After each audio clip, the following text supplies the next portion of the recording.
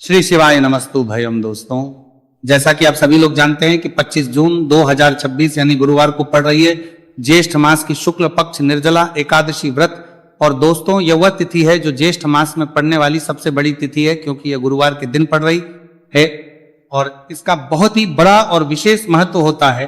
पूज्य गुरु जी ने कहा है कि अगर कभी भी मौका लग जाए और ज्येष्ठ मास की एकादशी तिथि गुरुवार को पड़ जाए तो आप लोगों को 7 चने की दाल वाला उपाय तो अवश्य ही करना चाहिए।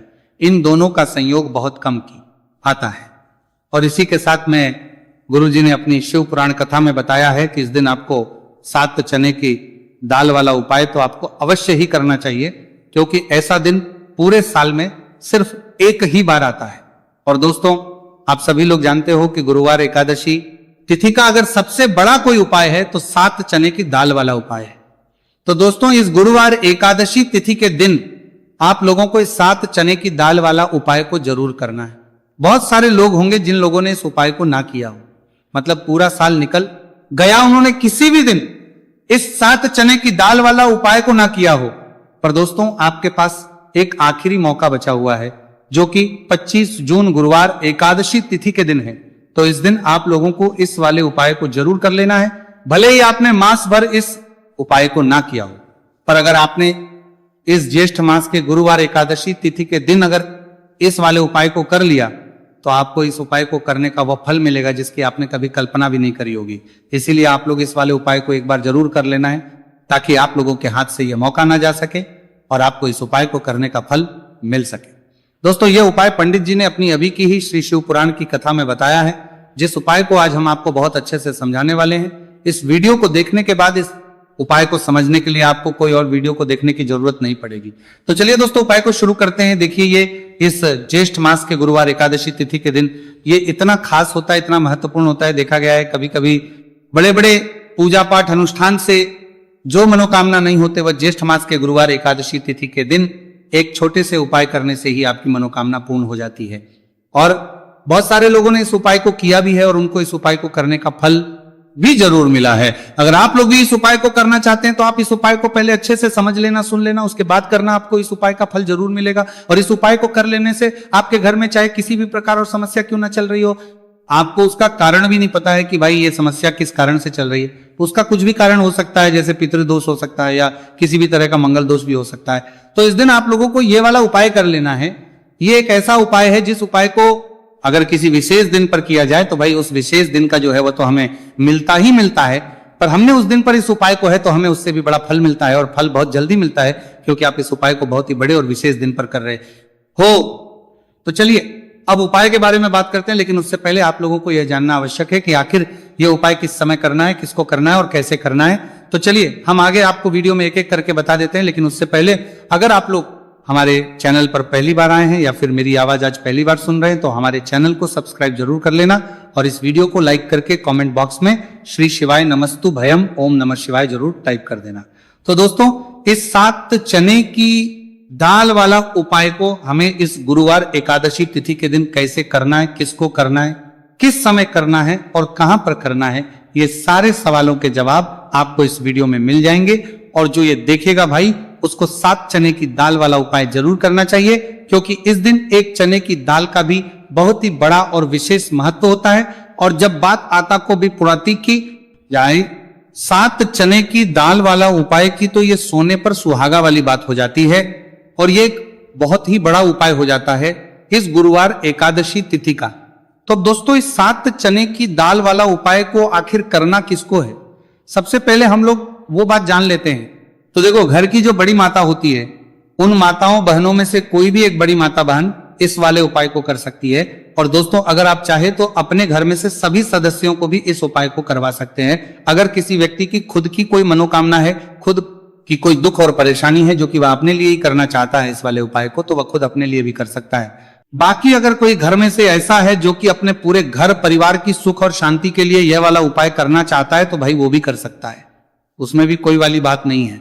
कहने का मतलब यह है कि इस उपाय को हर एक सदस्य भी कर सकता है, और पूरे घर परिवार के सदस्य के लिए घर की बड़ी माताओं बहनों में से कोई एक माता बहन भी कर सकती है। माताएं बहनें अगर घर में उपस्थित ना हो या वो ये वाला उपाय ना कर पा रही हो, तो फिर घर का कोई बड़ा सदस्य भी इस 7 चने की दाल वाला उपाय को कर सकता है, चाहे फिर वह पुरुष ही क्यों ना हो, उसमें कोई भी दिक्कत वाली बात नहीं है। अब दोस्तों जो अगला प्रश्न निकल कर आता है वो ये आता है, इस उपाय को लेकर के आखिर इस उपाय को हमें किस समय करना है, सुबह के समय करना है कि शाम के समय करना है? तो देखो, इस वाले उपाय को आप लोग सुबह के समय भी कर सकते हो और शाम के समय प्रदोष काल में भी कर सकते हो। अब अगर आप पूछो कि भाई साहब सबसे उत्तम समय कौन सा रहेगा इस 7 चने की दाल वाला उपाय को करने का, तो हम आपसे बस यही कहेंगे कि इस उपाय को आप सुबह के समय करेंगे तो ज्यादा बेहतर होगा। बाकी अगर प्रदोष काल शाम के समय भी करेंगे तो भी अच्छा होगा, उसमें कोई भी दिक्कत वाली बात नहीं है। तो अब दोस्तों जो अगली सबसे बड़ी और महत्वपूर्ण बात आती है वह ये आती है कि सुबह अगर हम उपाय को करेंगे तो हमें कितने बजे से लेकर कितने बजे तक के बीच में करना है, और शाम के समय प्रदोष काल में करेंगे तो हमें कितने बजे से लेकर कितने बजे के बीच में करना है। तो देखो, सुबह जितनी जल्दी हो सके आप उपाय को करने की कोशिश करना। बाकी अगर किसी कारणवश लेट भी हो जाओ, थोड़ी देर भी हो जाए, तो 10 या 11 बजे तक भी आप कर लेना, पर 12 बजे से ज्यादा देरी ना हो, ठीक है? इस बात का ध्यान रखना। उसके बाद में दोस्तों अगर शाम के समय प्रदोष काल की बात करें, प्रदोष काल का जो समय है होता है वो शाम के 6 बजे से शुरू हो जाता है। मतलब शाम के 6 बजे से लेकर 7 बजे के बीच का जो समय होता है, यह समय प्रदोष काल का समय होता है। तो आप इस उपाय को 7 या 8 बजे के बीच में भी कर सकते हो। मतलब शाम के 6 बजे से 8 बजे के बीच में आप कभी भी इस वाले उपाय को कर सकते हो, उसमें कोई भी दिक्कत वाली बात नहीं है। देखिए, गुरु बृहस्पति को मजबूत करने से हमें हमारे जीवन में सफलता की प्राप्ति होती है। यदि हमारा किसी भी प्रकार का कार्य अटक रहा है, परिपूर्ण ही नहीं हो पा रहा है, तो हमें अपने गुरु ग्रह को मजबूत करना बहुत अधिक आवश्यक होता है। देखिए, जब भी आपको ऐसा लगने लगे कि आपका जो जीवन है बहुत ही ज्यादा दुर्भाग्य के साथ बीत है, आपके कोई भी कार्य सिद्ध नहीं हो पा रहे हैं, तो जीवन में दुर्भाग्य को सौभाग्य में बदलने के लिए आपको ये चमत्कारिक उपाय करने चाहिए। तो गुरुवार की जो ये एकादशी तिथि है आपके जीवन से सारे दुर्भाग्य को दूर करने वाली है। देखिए, यदि आपका गुरु ग्रह मजबूत नहीं है, गुरु ग्रह से जुड़ी किसी भी प्रकार की समस्या है, तब भी आपको यह उपाय करना चाहिए। आपके विवाह से जुड़ी किसी भी प्रकार की परेशानी है, बुद्धि ज्ञान और विवेक से जुड़ी किसी भी प्रकार की समस्या है, साथ ही साथ जीवन में सौभाग्य की प्राप्ति करना हो, जीवन से दुर्भाग्य को दूर करना हो और जीवन में यदि सफलता की प्राप्ति करना हो, तो आपको यह चमत्कारिक उपाय जरूर करने हैं। देखिए, आज के इस पूरे वीडियो में हम आपको 3 महा उपाय बताने वाले हैं और ये तीनों ही उपाय आपके जीवन की सारी समस्याओं को समाप्त करने वाले हैं। तो चलिए दोस्तों, जान लेते हैं विशेष उपाय के बारे में। देखिए, इस उपाय को करने के लिए आपको मात्र 7 चने की दाल लेनी होगी, यानी कि आपको 7 चने की दाल लेनी होगी। देखिए, चने की दाल जब भी आप लेंगे तो ये कहीं से भी टूटी हुई भी खंडित नहीं होनी चाहिए, इस बात का आपको विशेष कर ध्यान रखना है। इसी के साथ में आपको एक तांबे के पात्र के अंदर शुद्ध जल लेना होगा और इसी के साथ में आपको एक स्टील की कटोरी लेनी होगी जिसमें आपको शुद्ध जल लेना है। इसी कटोरी के अंदर आपको 1 से 2 गुड़ के टुकड़े भी डाल देने हैं, यानी कि आपको गुड़ वाला जल तैयार कर लेना है। अब इन तीनों ही सामग्रियों को लेकर के आपको पहुंचना है भगवान शिव के मंदिर में। देखिए दोस्तों, ये जो उपाय है आप इस गुरुवार एकादशी तिथि के दिन सुबह से लेकर के शाम तक किसी भी समय में कर सकते हैं। देखिए दोस्तों, सबसे पहले तो आपके पास जो 7 चने की दाल है, इसे आपको जो आपने गुड़ वाला जल तैयार किया है उसमें आपको डालनी है। आप 7 चने की दाल भी ले सकते हैं, 11 चने की दाल भी ले सकते हैं, 21 भी ले सकते हैं, और यदि आप 41 चने की दाल लेते हैं तो बहुत ही शुभ होता है। तो आपके पास जितनी भी चने की दाल है, सबसे पहले तो आपको उसे गुड़ वाले जल के अंदर डाल देनी है। अब देखिए दोस्तों, आपके पास जो 1 लोटा शुद्ध जल है, इसमें से थोड़ा सा जल सबसे पहले आपको भगवान शिव की शिवलिंग के सीधे तरफ जहां गणेश जी का स्थान होता है वहां पर आपको अर्पित करना है। फिर थोड़ा सा जल श्री कार्तिकेय जी वाले स्थान पर अर्पित करना है। फिर आपको थोड़ा सा जल माता अशोक सुंदरी वाले सन पर अर्पित करना है। फिर आपको थोड़ा सा जल माता पार्वती के हस्तकमल यानी कि कट्टी वाले भाग पर अर्पित करना है। और अंत में आपको थोड़ा सा जल भगवान शिव के शिवलिंग पर भी अर्पित कर देना है। और उस पात्र के अंदर आपको थोड़ा सा जल और शेष बचा लेना है, यानी कि 5 ही स्थान पर थोड़ा थोड़ा जल अर्पित करने के बाद अंत में शेष जल और उस पात्र के अंदर आपको बचा लेना है। अब आपको बृहस्पति ईश्वर महादेव का स्मरण करना है और आपके पास जो चने की दाल है इसे आपको अपने सीधे हाथ में रखनी है। देखिए, गुरुवार का दिन है, इसीलिए आपको ओम नमो भगवते वासुदेवाय इस मंत्र का जाप भी करना है। अब देखिए दोस्तों, आपके पास जितने भी चने की दाल है, चाहे 7 है, 11 है, 41 है, उतनी बार आपको बृहस्पति ईश्वर महादेव का स्मरण है। और ये जो चने की दाल है इसे आपको भगवान शिव के शिवलिंग पर अर्पित कर देनी है। आपको लगातार बृहस्पति शवर महादेव का स्मरण करते रहना है। अब देखिए अंत में जो आपने उस पात्र के अंदर शेष जल बचाया था इसे आपको भगवान शिव के शिवलिंग पर ही धीरे धीरे अर्पित कर देना होगा। श्री शिवाय नमस्तु भयम इस मंत्र का जाप करते हुए यह उपाय करने मात्र से आपका जो भाग्य है वह स्वर्ण के समान चमकने लगता है। आपके से जो भी दुर्भाग्य है वह दूर होता है। तो इस प्रकार से आपको यह उपाय कर लेना है। यह उपाय आप सुबह से लेकर के शाम तक किसी भी समय में कर सकते हैं। अब दोस्तों हम जान लेते हैं गुरुजी द्वारा बताए गए दूसरे उपाय के बारे में। देखिए इस उपाय को करने के लिए आपको सबसे पहले तो मात्र थोड़ा सा शुद्ध घी लेना होगा।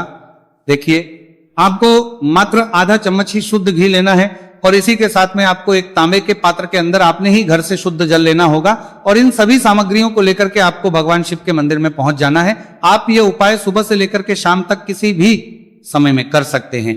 देखिए सबसे पहले तो आपके पास जो एक लोटा शुद्ध जल है इसे आपको धीरे धीरे शिवलिंग पर अर्पित कर देना है। श्री शिवाय नमस्तु भयम इस मंत्र का जाप करते हुए और बृहस्पतिश्वर महादेव का मन में स्मरण करते हुए।